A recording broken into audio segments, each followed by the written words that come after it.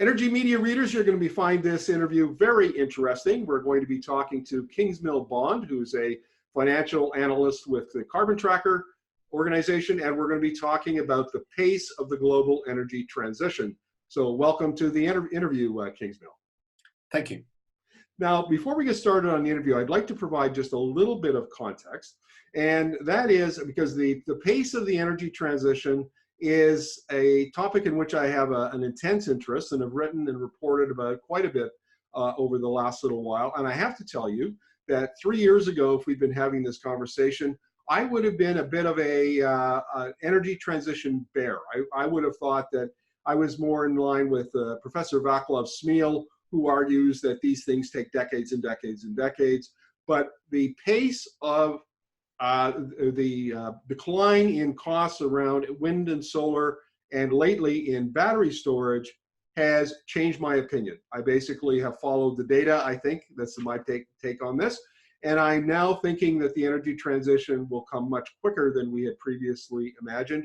You have co-authored a study about the pace of the energy transition, looking at both will it come a little slower or will it come a little faster?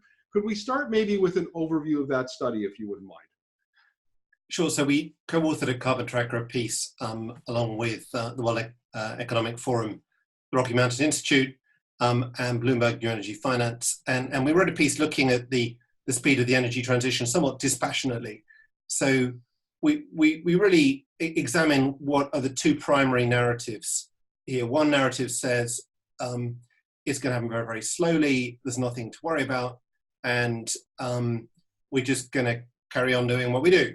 And that's obviously very much the narrative of the incumbent producers of fossil fuels today. And that's fine. I mean, that's what I would think if that's what I did, I guess. But then there's another narrative which is being advanced a little bit by outsiders. So people like DNVGL or McKinsey, or actually Bloomberg New Energy Finance. And that narrative says, look, actually, this transition is happening really quite quickly, and it's being driven by, as you just said, the very rapid fall in costs of new energy technologies, which are driving a peak in demand for fossil fuels, which will be very disruptive for incumbent industry players. And those are the two narratives. Now, I listened to you explain this on an interview with Chris Nelder from the Energy Transition Show, and you spent a fair amount of time talking about how, from the financial markets point of view, there's a very good chance that the new energy technologies will be adopted in an exponential fashion. Could you explain that, please?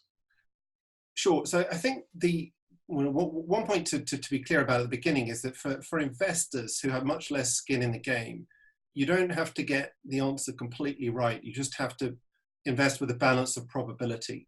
And therefore, a lot of people will say to us, well, this problem's not solved, that problem's not solved. And that's not really the point. The point to me is that what's the direction of travel? And that's what's now starting to happen, is that financial market investors are seeing, as it were, the writing on the wall, and are seeing where the opportunities lie and where the risks equally lie. That's right. Just to answer your question about why I'm looking at this from a slightly different perspective, financial market perspective. And then, sorry, there was another question. Yes. So why would the financial markets think that this is going to be an exponential, which means a very rapid uptake of the technology, which would imply peak oil demand arriving in 2025, say, like McKinsey is speculating? What's your take? So I think the key point for financial markets is that they're looking at change, not the total. So oil demand today is 100 million barrels of oil a day, and it's going to take, as Professor Smil says, it's going to take decades and decades for that to get to 50 or 0. But that's not what matters for investors. What matters is when 100 goes to 99, or actually when 100 stops growing to 101. So for investors, what they're looking at is the first or second derivative of change, and they're looking at whether or not the new technologies which are materializing would be big enough to destroy not 100 million barrels of oil of demand, but just 1 million barrels of oil of demand. And that's the question we're looking at. And then the second thing that people are starting to look at, and it's right across the energy complex, not just oil, it's right across the complex. They're looking at the speed of growth of these new energy technologies. And what's driving that in turn is the speed with which prices are falling for these alternative new energy technologies. So first wind, then solar, then batteries. And now there's kind of a whole raft of new stuff coming on behind, pyrolysis and hydrogen and stuff. And what is really striking is how quickly prices are falling and how quickly these new energy technologies are kind of getting into the same price zone as fossil fuel technologies.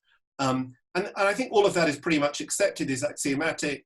There tends to be some pushback as to whether or not these prices are for real, but as prices have kept on falling, that kind of pushback has also started to fall away. So you take the pieces of the puzzle, you say, well, we're looking at marginal change, and then we're looking at these rapidly growing technologies, which are then, as a result of rapid falling costs, are on these rapid growth curves known as S-curves. And you combine these three factors, and you have all of the ingredients for a disruption right across the energy complex. And that's what investors are starting to look at. If I may, I use the technology S-curve quite a bit in my reporting. And one of the, I've got a little bit of a Canadian spin, if you will.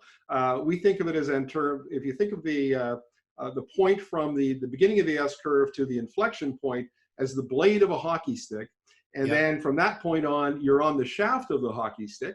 If you look at it that way, I would have said a year ago that particularly the electrification of transportation technologies were maybe in the midst of the blade, but heading towards the heel where it would join the shaft.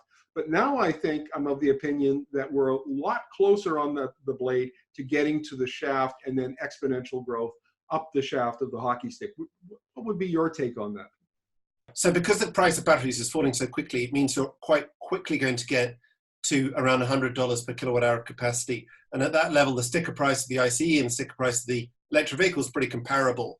And it also means that governments, which tend to prefer electric vehicles, can start to ratchet up the pressure upon ICE vehicles, particularly in the emerging markets where it's a real issue, the amount of oil that they're importing.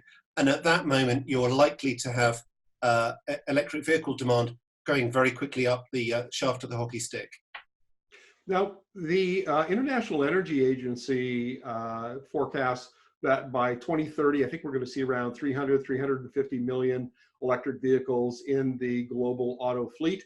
But Bloomberg New Energy Finance, which is one of your co-authors on this study, is closer to 550 or 600 million, which is really quite a significant difference. And would you be closer to the IEA or the Bloomberg New Energy Finance view of the world? I think having co-authored the piece, we're going to be closer to Bloomberg, clearly. But nevertheless, the point actually is not a question of trying to speculate precisely how many hundreds of millions they're going to be in 10 or 20 years' time. The really interesting question is, at what point do these technologies reach cost price parity and then take off? Because actually financial markets can sort of figure it out for themselves once we get to that moment. And it's just the anticipation of reaching this price parity, which is already starting to spook investors. And of course, I think the other really important point to recognize here is that the argument we're making is not in a vacuum. This is something that we have seen in many of the energy sectors already, that you've already started to see disruption in European electricity, in global coal, in the turbine sector, in the car sector. And actually for investors and incumbents, it's really a moment of very significant risk.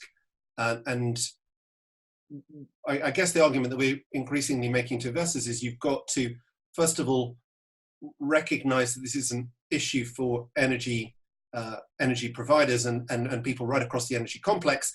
And then secondly, use this as a tool to ferret out those companies which really are vulnerable to the shift and don't get it, and don't realize what's going on. And then secondly, use it as a way to distinguish between relative winners and losers in the space, and allocate more capital to those companies which are able to understand the transition and play to it. Are the financial, particularly the institutional investors that you're talking to, I assume that they get it already and they're already changing the ways that they allocate capital based on the trends that they see? Yeah, I mean, as always in financial markets, you have leaders and laggards. So there's definitely a group of investors and some very aggressive, sharp hedge funds who can see the writing on the wall and have done so for some time, and are investing accordingly. I think increasingly what's happening is that those investors who understand the picture, and those companies which understand the picture of what's going on, are selling assets to those who are just a little bit slow to realize what's happening. And the great risk for investors is being behind the curve and picking up assets which look extremely cheap, but actually are about to get stranded. And the argument that we make to investors now is you just don't want to end up with the stranded assets of the fossil fuel era. There's a tendency in Canada to discount the stranded asset argument because they would look at, the IEA oil demand models, for instance, and they would accept as a forecast the most conservative scenarios, I guess is the way to put it. But it sounds to me like there's already a stampede, or the beginning of a stampede in the global financial markets, to accepting some of the changes that are coming and getting out of the, particularly the highly carbon intense oil and gas projects. Is that a fair summary? Well, I mean, as you know, just take a look at the performance of the energy sector this year, or take a look at the share of the energy sector in the S&P, which I believe is now at an all-time low. And that's telling you that investors are seeing something that companies and indeed the IEA are not seeing. It's important to recognize that that it's not necessarily the right thing to do to take the forecasts of an energy incumbency such as the IEA or the EIA, and it's demonstrably the case that these organizations have failed to forecast the speed of growth of these new energy technologies now for decades. And there's a number of reasons behind that, but one of the major factual observations that we and many others have made is that an organization like the IEA is taking numbers for the cost of new energy technologies, and I'm thinking here specifically solar, which is dramatically higher than the actual cost. So if you take the latest edition of the WEO, they're arguing the cost of solar in the US is $95 per megawatt hour. Now, talk to anyone who's producing solar in the US and they'll say it's significantly lower than that. Lazard has 40 to 50, I believe, or around 40, BNF around 50. And the point, this is not to take a pot shot at the IEA or another organization, but it's really hard if you're one of these big forecasting organizations with very complex models with standard costs of capital to realize the speed of growth of disruptive new technologies. And therefore the risk for the risk for investors is following this this type of analysis. But actually, the good news is that investors have many different sources of information that are not necessarily going to take a single source. If we were to look into the 2020s, Kingsmill, and I have argued that in the columns that the 2020s is going to be a very, very disruptive and dynamic decade when it comes to new energy technologies. We're going to see markets disrupted and new technologies get on that shaft of the hockey stick and really begin to move up into a more dominant position in the marketplace. So is it fair to say, do you have any observations or insights into how the Canadian financial markets and energy companies are viewing this process we're talking about? Well, I had the pleasure of being in Canada at the Globe Forum a year ago, and one of the arguments being made was that, no worry, we're extremely innovative, and we too have our own cost learning curve. I'm going to get our costs down and be better than other people, and our oil is less dirty than that of other people. and again, I mean, I'm no expert on Canada, but I guess the general observation for this, as in any other sector facing disruption, is that as growth turns to decline, you get lower prices, and you just get stranded assets. Anyone who's close to the top end of the cost curve is extremely vulnerable, and then as you get the materialization of substitutes, you also get governments acting in order to hasten change. So for me, the issue for Canada is actually not so much the carbon intensity of the assets, is the fact that as I understand it, there's a lot of assets which are right near the top end of the cost curve, and just obviously in a world of falling demand, those assets will be stranded, and therefore the fear that investors have, the fear that investors have is that if you invest in these projects with a relatively long time span in order to get your returns, which are anticipating and require relatively high oil prices for an extended period, then that's the wrong thing to do. Now, my understanding, Kingsmill, is that financial markets are already increasing the cost and reducing the availability of capital to those kinds of oil and gas production, particularly on the oil side. Now, our understanding is that if you're a big oil sands producer like a Suncor or a CNRL, you're world class, you can probably get all the capital at the lowest possible prices. But there's other production and other projects that may not be able to get capital or may have to pay more for it. In fact, makes the project less economically viable. Is that a fair summary of the way financial markets are viewing oil and gas these days?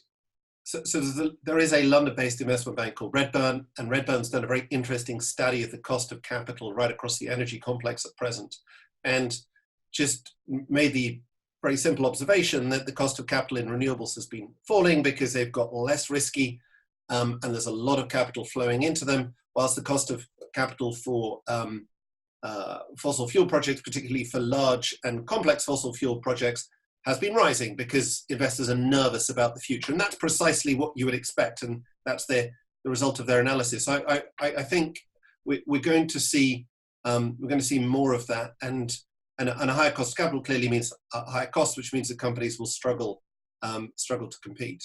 A trend in global renewable energy investment that's often pointed out in Canada is that the investment has plateaued on a global level. And therefore, that's a sign that maybe wind and solar, for instance, aren't as competitive as we had originally thought. What's your take on that?